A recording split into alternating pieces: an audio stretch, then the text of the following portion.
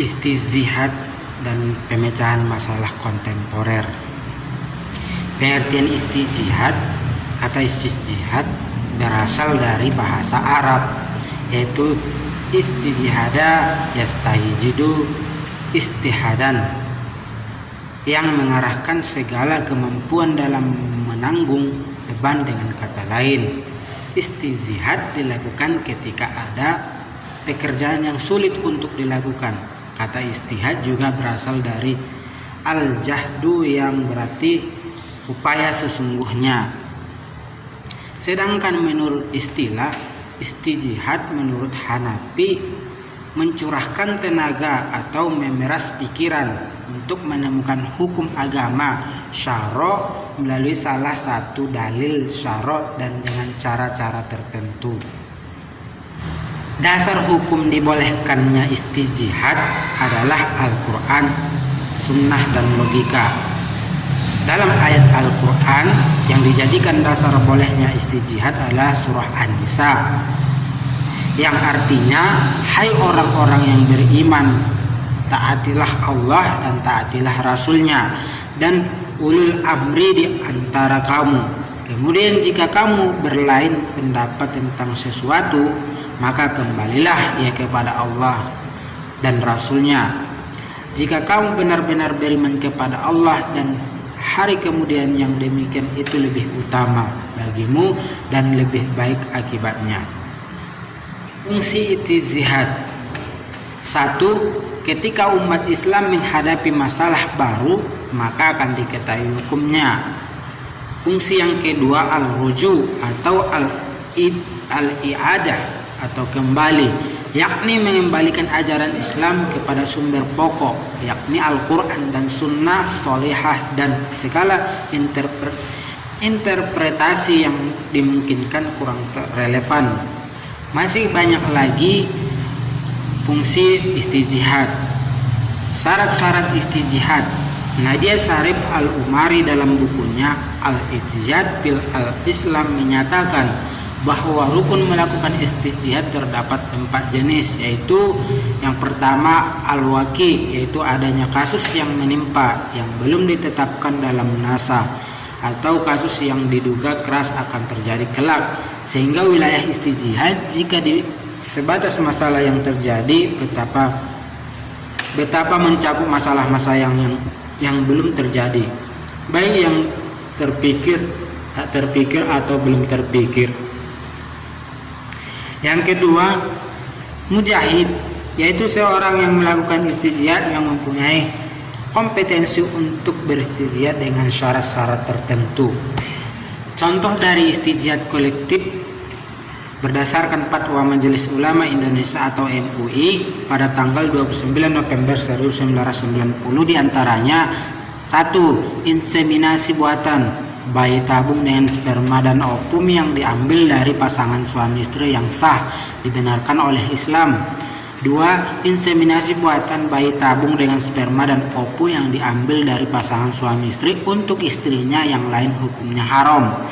Inseminasi buatan selanjutnya, inseminasi buatan bayi tabung dengan sperma dan ovum yang diambil dari bukan pasangan suami istri hukumnya haram. Tokoh-tokoh fikih kontemporer diantaranya yaitu berasal dari luar Mahmud Saltut. Syekh Mahmud Saltut adalah seorang cendekiawan terkemuka asal Mesir dan teolog Islam Yunani yang terkenal karena karyanya. Tokoh fikih selanjutnya yaitu Yusuf Al-Qaradawi. Pada masa sekarang ini istijihad tidak sekedar dibolehkan, maka menurut Yusuf Al-Qaradawi ia merupakan fardu kifayah yang diberikan umat Islam karena pintu istijihad telah dibuka oleh Nabi dan tidak ada seorang pun yang berhak menutupnya. Al-Quran maupun Al-Hadis tidak mengharuskan kita terikat pada satu mazhab tertentu. Bahkan pernyataan para imam mazhab banyak melarang bertaklid dalam hal-hal di istijihad di mereka, terlebih dijadikan agama apalagi syariat. Selanjutnya tokoh-tokoh fikih kontemporer di Indonesia diantaranya Ustadz Abdul Somad. Merujuk makna sederhana kata istijhad berasal dari bahasa Arab yaitu istijhada, yastahidu, istihadan. Uwas telah melakukan usaha sungguh-sungguh dalam memutuskan sebuah perkara. Dalam hal ini, pemimpin yang pantas memimpin Indonesia. Istijhad politik yang dilakukan Uwas juga mengajarkan kepada kita bahwa sikap fanatisme dan politik itu tak baik, bisa menggagalkan akal sehat, merusak pikiran. Poligami dalam pandangan Islam. Pada dasarnya asas perkawinan dalam Islam adalah monogami. Hal ini dapat dipahami dari surah An-Nisa ayat 3. Kendati Allah akan memberi peluang untuk beristri sampai 4 orang, tetapi peluang itu dibarengi oleh syarat-syarat yang sebenarnya cukup berat untuk ditunaikan kecuali orang-orang tertentu saja. Secara implisit Al-Quran membolehkan poligami, namun tidak menentukan persyaratan apapun secara tegas, kecuali hanya memberikan peringatan. Apakah kamu yakin apabila berpoligami nantinya akan mampu berlaku adil? Karena adil itu sangat berat.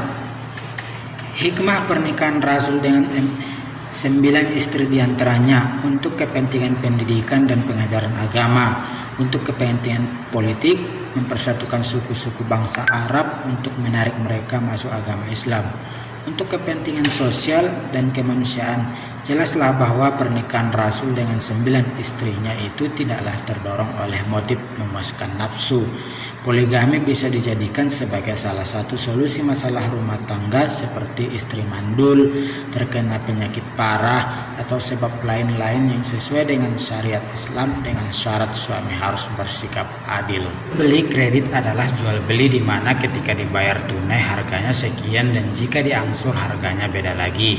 Dalam praktiknya memanglah terdapat tambahan harga jika jual beli dilaksanakan dengan cara mengangsur, sehingga dari kalangan ulama terdapat perbedaan beberapa pendapat mengenai masalah. Assalamualaikum warahmatullahi wabarakatuh. Perkenalkan, nama saya Ardian Saputra Halomuan, jurusan KPI semester 7, Fakultas Dakwah dan Ilmu Komunikasi IAIN Padang Sidimpuan. Pada video kali ini kita akan membahas tentang asuransi syariah, yang dimulai dengan pengertian asuransi syariah. Dewan Syariah Nasional Majelis Ulama Indonesia dalam fatwanya tentang pedoman umum asuransi syariah memberi definisi tentang asuransi menurutnya. Asuransi syariah atau takmin, takaful, tadomin adalah usaha melindungi dan tolong menolong di antara sejumlah orang atau pihak melalui investasi dalam bentuk aset atau tabarruk yang memberikan pola pengembalian untuk menghadapi risiko tertentu melalui akad atau perikatan sesuai dengan syariah. Nah, menurut hemat pemakalah dari definisi di atas juga dikaitkan dengan syariah. Asuransi syariah adalah sebuah usaha untuk saling melindungi dan saling tolong-menolong di antara sejumlah orang, di mana hal ini dilakukan melalui investasi dalam bentuk aset atau tabarruk yang memberikan pola pengembalian untuk menghadapi risiko tertentu melalui akad atau perikatan yang sesuai dengan syariah. Dasar hukum syariah. Aspek hukum syariah di Indonesia. Dasar hukum asuransi syariah. Al-Quran secara eksplisit tidak ada satupun ayat yang membahas tentang istilah asuransi seperti yang kita kenal sekarang ini, baik istilah al-takmin ataupun takaful. Akan tetapi, dalam Al-Quran terdapat ayat menjelaskan tentang konsep asuransi yang memiliki muatan nilai-nilai dasar yang ada dalam praktik asuransi. Mengenai ayat-ayat tersebut dapat diklasifikasikan menjadi 4 macam kategori, yaitu 1. Perintah Allah untuk mempersiapkan masa depan. Terdapat dalam Quran surah Al-Hasyr ayat 18 yang artinya, hai orang-orang yang beriman, bertawakallah kepada Allah dan hendaklah setiap diri memperhatikan apa yang dibuat untuk hari esok. Dan bertawakallah kepada Allah, sesungguhnya Allah Maha mengetahui apa yang kamu kerjakan. Selain itu juga terdapat dalam Quran surah Al-Maidah ayat 2 yang artinya, tolong menolonglah kamu dalam mengerjakan kebaikan dan takwa dan jangan tolong menolong dalam berbuat dosa ataupun pelanggaran. Dan bertawakallah kamu kepada Allah, sesungguhnya Allah amat berat siksaannya. Selain itu juga terdapat dalam hadis Nabi yang diriwayatkan oleh Abu Hurairah radhiyallahu anhu, selisih 2 orang wanita dari suku Huzail Kemudian salah satu wanita tersebut melempar batu ke wanita yang lain sehingga mengakibatkan kematian wanita tersebut beserta janin yang dikandungnya. Maka ahli waris dari wanita yang meninggal tersebut mengadukan peristiwa tersebut kepada Rasulullah Shallallahu Alaihi Wasallam. Maka Rasulullah Shallallahu Alaihi Wasallam memutuskan ganti rugi dari pembunuhan terhadap janin tersebut dengan pembebasan seorang budak laki-laki atau perempuan, dan memutuskan ganti rugi kematian wanita tersebut dengan uang darah yang dibayarkan oleh akilah atau kerabat dari orang tua laki-laki. Hadis riwayat Bukhari. Perbedaan pemikiran tentang asuransi.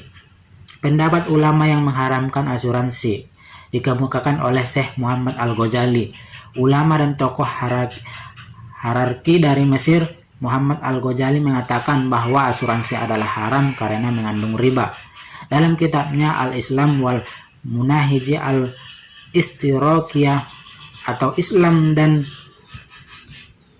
pokok-pokok ajaran sosialisme halaman 29. Syekh Muhammad Yusuf Al-Qardawi dalam kitabnya Al-Halal wal Al-Haram fil Islam atau halal dan haram dalam Islam mengatakan bahwa asuransi konvensional dalam praktik sekarang ini bertentangan dengan prinsip-prinsip syariah Islam. Ia mencontohkan dalam asuransi kecelakaan, yaitu seorang anggota membayar sejumlah uang, misalnya X rupiah setiap tahun. Apabila ia bisa lolos dari kecelakaan, maka uang jaminan itu hilang atau hangus. Sedangkan si pemilik perusahaan akan menguasai sejumlah uang tersebut dan sedikit pun ia tidak mengembalikannya pada anggota asuransi itu. Tetapi bila terjadi kecelakaan, perusahaan akan membayar sejumlah uang yang sudah diperjanjikan bersama. Asuransi yang sejalan dengan syariah.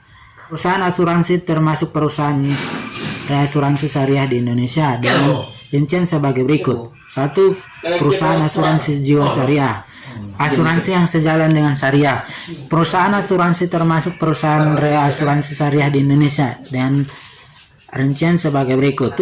Asuransi takaful keluarga didirikan tahun 1994. Asuransi syariah Mubarakah didirikan tahun 2001. MAA Life Asuransi didirikan tahun 2000. AJB Buni Putra 1912 Syariah didirikan tahun 2002.